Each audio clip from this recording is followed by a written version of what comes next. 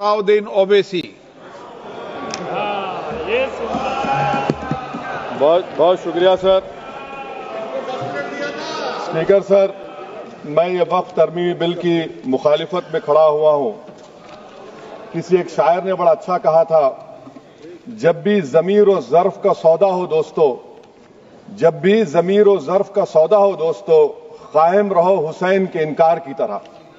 Sir, ये वक्फ तरमीमी bill Bharat के गयूर मुसलमानों के ईमान पर, इबादत पर एक हमला है।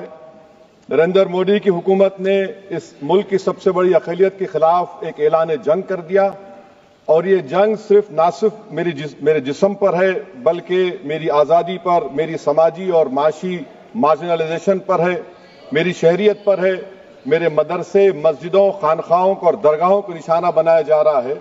और ये हुकूमत सच्चाई को नहीं बयान कर रही है कि ये तरमीमी बिल से मुसलमानों का तहफ़्फ़ुज़, तरक्की और गुर्बत का खात्मा होगा। ये सरासर झूठ है। सर, अगर आप आइन के आर्टिकल 14 को देखेंगे तो उसमें लिखा हुआ है इक्वल प्रोटेक्शन। अब आप देख लीजिए सर कि हिंदू, सिख और जैन को और बौद्ध को उनके एंडोमेंट में तहफ़्फ़ुज़ मिलेगा, क्योंकि उनका एंडोमेंट बाय यूजर बरकरार है और उनका एडमिनिस्ट्रेशन उनके हाथ में होगा। कि गैर हिंदू या गैर उनके मजहब का आदमी दान भी दे सकता है उनके लिए, और एंडोमेंट बोर्ड का तहफ़्फ़ुज़ भी मिलेगा, क्योंकि उसके ऊपर ओवरराइडिंग क्लॉज अप्लाई नहीं होगा, लिमिटेशन का कानून उस पर अप्लाई नहीं होगा। उसके बरक्स ऑपोजिट आप देख लीजिए, मुस्लिम वक्फ को वक्फ बाय यूजर निकाल दिया गया। एक मुस्लिम वक्फ की जायदाद पर कब्जा होगा, लिमिटेशन लगेगा, तो जो एनक्रोचर है, जो खाबिज है, वो रातों रात मालिक बन जाएगा और एक गैर मुस्लिम वक्फ बोर्ड को एडमिनिस्टर करेगा। ये आर्टिकल 14 के इक्वल प्रोटेक्शन का वायलेशन।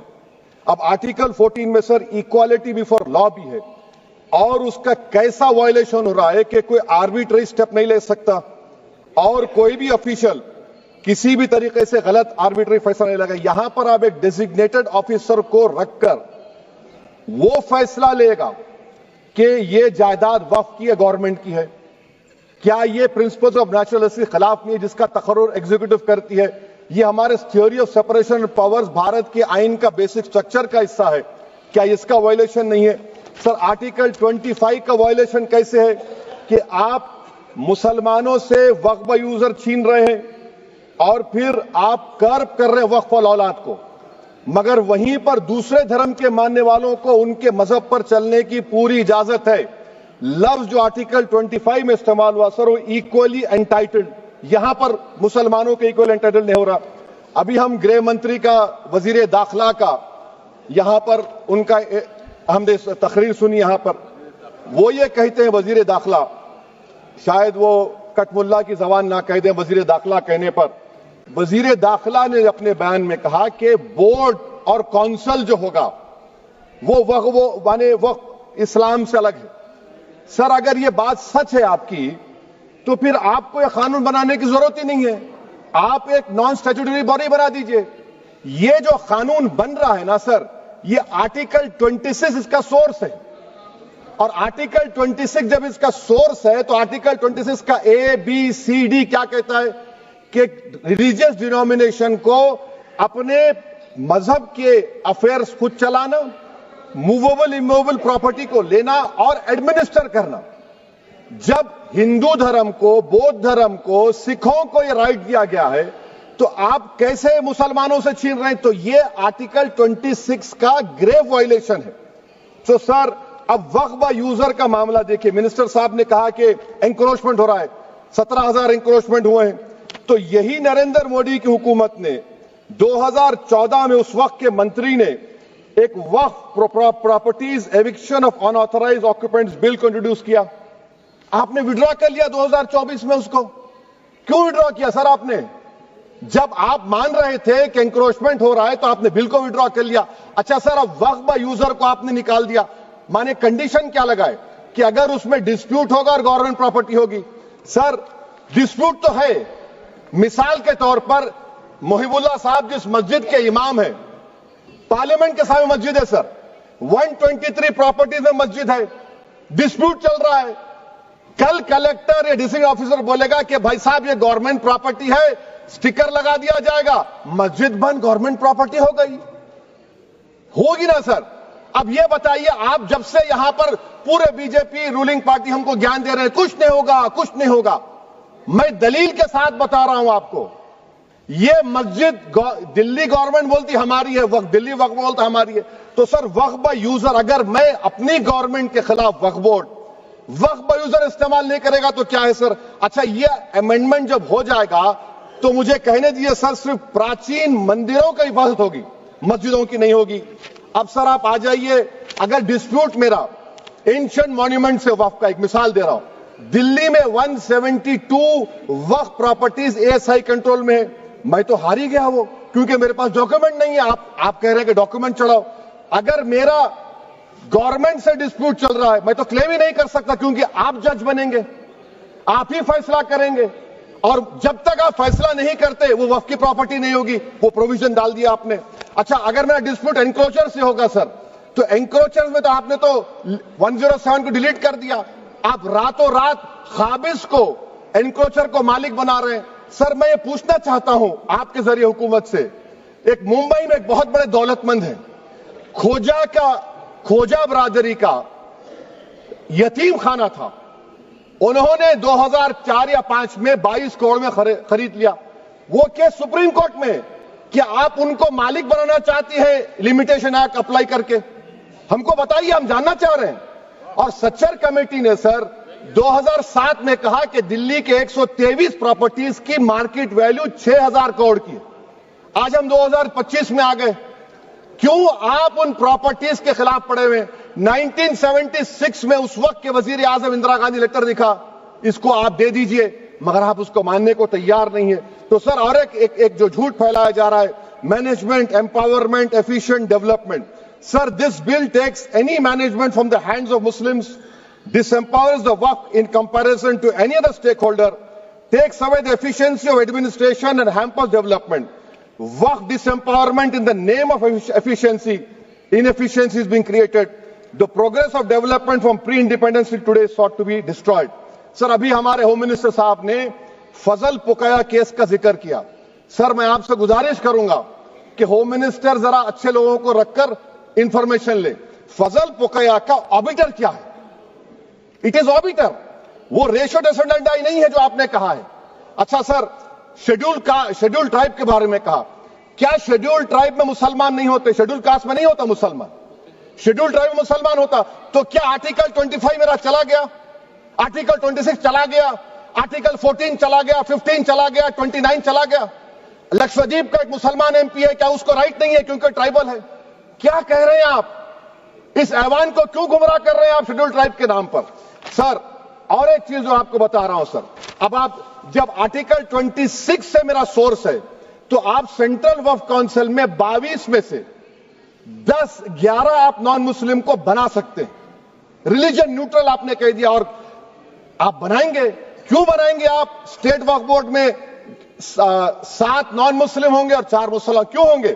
क्योंकि आप लॉ में 95 में डायरेक्ट मैनेजमेंट में ले सकते हैं 5 साल के लिए। आप वक्फ बाय यूजर को आप कलेक्टर डिस्ट्रिक्ट ऑफिसर बोलेगा ये वक्फ की प्रॉपर्टी नहीं है, तो वो वक्फ बोर्ड खामोश बैठ जाएगा, कुछ एक्शन ही नहीं लेगा, क्योंकि वो आपके प्यादे हैं।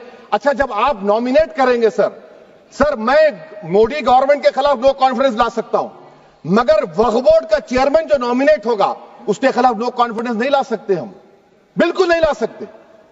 क्या मजाक है बताइए आप? ये डेमोक्रेसी है? नॉमिनेट भी स्टेट गवर्नमेंट करेगी, वो अगर डिक्टेटर बन जाएगा जैसा आज भारत में हो रहा है तो वो भी नहीं हटेगा। कम से कम यहां पर तो इलेक्शन है, वहां पर तो आप 5 साल झेलते रहो उसको। अच्छा सर, अब ये जो क्लॉज 11 और क्लॉज 9 आप 16AA से देखिए, where the qualification of the members of the board has been limited only to 3 categories contained in 14(1)(c). Intention is very clear that the majority is to be packed with non-Muslims. So who will defend my interests, sir? If I cannot depend on the state waqf board, central waqf council, which are going to comprise non-Muslims, this in itself is a clear violation of Article 26, 14 and 15, sir. अच्छा sir, CO पहले 95 act में था कि word मुस्लिम, आपने गायब कर दिया उसको। अरे आखिर क्यों इतनी नफरत है आपके लफ्ज मुसलमान से? अच्छा फिर क्या कह रहे हैं आप कि ये भी आर्टिकल 26 का वायलेशन है। सब जितने हिंदू धर्म के प्रॉपर्टीज है, सिख धर्म के, बौद्ध के हैं और आपके जैन के, वहां पर उन्हीं के मजहब का ऑफिसर होगा। और कहां पर नहीं होगा? वक्फ बोर्ड में। वक्फ board is a pure religious institution, इसको समझने की जरूरत है। तो आप ये कर दे रहे हैं सर। अच्छा सर आप देखिए, अब आप आ जाइए ये ट्राइब्यूनल पर। मुझे समझ में नहीं आया सर कि हमारे होम मिनिस्टर वजीर दाखिला ने क्या कह दिया कि 2013 का जो कानून है वो नहीं बनता तो हम नहीं लेके आते। मैं बड़े अदब के साथ उनसे पूछना चाह रहा हूं कि क्या उस वक्त राजनाथ सिंह साहब, अडवाणी साहब, हमारी लेट सुषमा स्वराज, ये बड़े बड़े नेता यहां बैठे थे? आपने यूनानिमस उस कानून को पास करवा दिया। कीर्ति आजाद थे उस वक्त, अब यहां बैठे हैं वो टीएमसी में। तो क्या आप गलत थे या वो गलत थे? हमको बता दीजिए, आप बता दीजिए। क्योंकि अगर अडवाणी आपके लिए बहुत बड़ा नेता है, मेरे लिए नहीं हो सकते, आपके लिए आपने पद्मश्री दिया उनको। मोहतरमा सुषमा स्वराज की जबरदस्त तकारीर का मैं कायल हूं। वो बैठकर उस 2013 को यूनानिमस पास कर दिए। मुझे कंफ्यूजन है कि क्या अमित शाह, नरेंद्र मोदी बड़े हैं या अडवाणी बड़े हैं? आपके लिए आप तय कर लीजिए।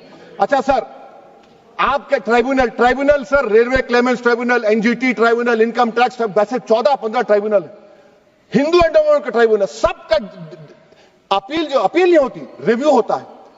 गृह मंत्री सरकार कह रही है कि नहीं, रोक दिए, रोक लगा। कैसे रोक लगाते हैं? रिव्यू और अपील में तो फर्क होता है ना सर। आप ही कह रहे हैं कि पूरे कोर्ट्स में बैकलॉग है और आप अपील कर रहे हैं। अच्छा सर, रिटायर्ड डिस्ट्रिक्ट जज 95 में सिटिंग डिस्ट्रिक्ट जज था, जो एडमिनिस्ट्रेटिव कंट्रोल था सीजीआई साहब, उसको निकाल दिए। अच्छा सर, अब आप अभी हमारे मंत्री साहब ने कहा trust, sir Shri Sai Baba trust 2004, वो ये कहता है जो ऑफिसर उसमें काम करता उसको साई बाबा का डिवोटी होने चाहिए और उसको डिक्लेरेशन लिख के देना पड़ेगा। यहां पर हो रहा तो यहां पर क्यों नहीं हो रहा? अच्छा सर, आप फिर देख लीजिए, ये आपका हो गया सर। हां, अब अमित शाह साहब ने सेक्शन 2A के बारे में कहा और उन्होंने इस बात का इकरार कर लिया कि दाऊदी बोहरा के लिए यह बनाया गया है। मगर मैं आपके जरिए से गवर्नमेंट से पूछना चाह रहा हूं, आपने तो उस प्रोवाइजो में दाऊदी बोहरा का नाम ही नहीं लिखा। आपने उनको भी थैंक यू कर दिया, उनका नाम क्यों नहीं लिखा आपने? और सर, और गवर्नमेंट क्या कर रही है? आप मुस्लिम समाज में जो बेकार किस्म के लोग हैं उनको एक रास्ता बना रहे हैं, एग्जिट दिखा रहे हैं कि तुम्हें वक्त से बचना है तो तुम्हें ट्रस्ट बना लो। ये क्या कर रहे हैं सर आप? कम से कम उन दाऊदी बोहरा को आप दे देते। अच्छा sir, clause 3V section 36 clause 18 देख लीजिए। Oral Waqf, oral appointment has sought to be discontinued even though it is recognized practice in Islam. Muslim personal laws recognize oral waqf and 1937 Shariat Application Act. Sir आप clause 39 पर आ जाइए। 5 साल के लिए मुसलमान। मैं किरण रिजिजू से पूछना चाहता हूं, सर दाढ़ी रखे तो मुसलमान प्रैक्टिसिंग है या क्लीन शेव आपकी तरह है? तो बताइए हमको, प्रैक्टिसिंग क्या होगा? अच्छा, किसी को पकड़ के मॉब लिंच कर दिया और बोले कि JSR का नारा लगाया, और वो JSR का नारा लगाया तो क्या मुसलमान रहेगा? नहीं रहेगा। या फिर देश के प्रधानमंत्री ने कहा था कपड़े देखकर पहचानो, तो क्या कपड़े देखकर आप कह देंगे? अच्छा, अगर कोई क्रिश्चियन हिंदू धर्म कबूल करता है तो क्या वो मंदिर को दे सकता प्रॉपर्टी? फिर भारत के संविधान में आर्टिकल 300 क्यों है सर? राइट टू इक्वालिटी क्यों है? फ्रीडम ऑफ रिलीजन क्यों है? 5 साल कहां से लाएंगे? अच्छा सर, और एक चीज सर, और एक चीज मैं आपको बोल के खत्म कर दूंगा सर। इस बिल में वक्फ औलाद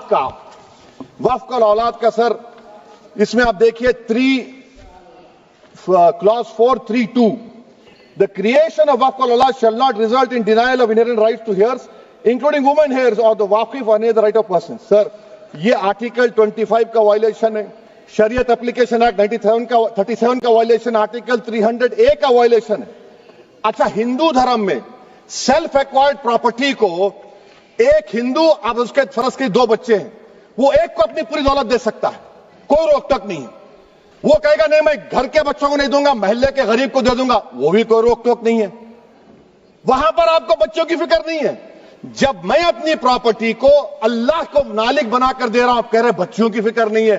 इतनी मोहब्बत आप बिल्किस बानो से दिखा देते तो आपके लिए दुआएं देती आपके लिए। तो सर आप दूसरी बात आप देख लीजिए सर, आखिरी बात कहकर मैं अपनी बात को मुकम्मल कर रहा हूं सर। नहीं मुकम्मल कर रहा हूं। स्पीकर साहब बहुत टाइम दे दिए। सर आप देखिए, इसमें अमित शाह साहब बोले कि इतनी प्रॉपर्टीज का कब्जा हुआ, चोरी हुई, ये हुआ। सर क्लॉज 2652A सेक्शन, अगर कोई प्रॉपर्टी बेचता है 2 साल की सजा थी, आपने क्या कर दिया, उसको 6 महीने कर दिया। नॉन अवेलेबल था, आपने अवेलेबल कर दिया। सेक्शन 40 की बात करते हैं। सेक्शन 40 में सर हमको जो ज्वाइंट वर्किंग कमेटी का जो नोट्स दिए, उसमें मिनिस्ट्री ऑफ माइनॉरिटी अफेयर्स ने कहा कि 30 साल में 515 केसेस सेक्शन 40 के और सिर्फ 8 लोग कोर्ट को गए।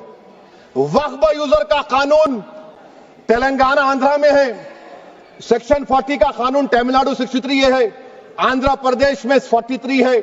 और सर आप डायरेक्शन दे रहे हैं। अच्छा क्लॉज 4218B देखिए सर, आप रूल बना रहे हैं, कोऑपरेटिव फेडरलिज्म के खिलाफ है, इतना रूल बना रहे हैं। और आखिर में सर मैं आपको बताना चाह रहा हूं स्पीकर साहब, ये बिल का मकसद सिर्फ मुसलमानों को जलील और रुस्वा करना है, मुसलमानों को दूसरे दर्जे का शहरी बनाने का इनका मकसद है।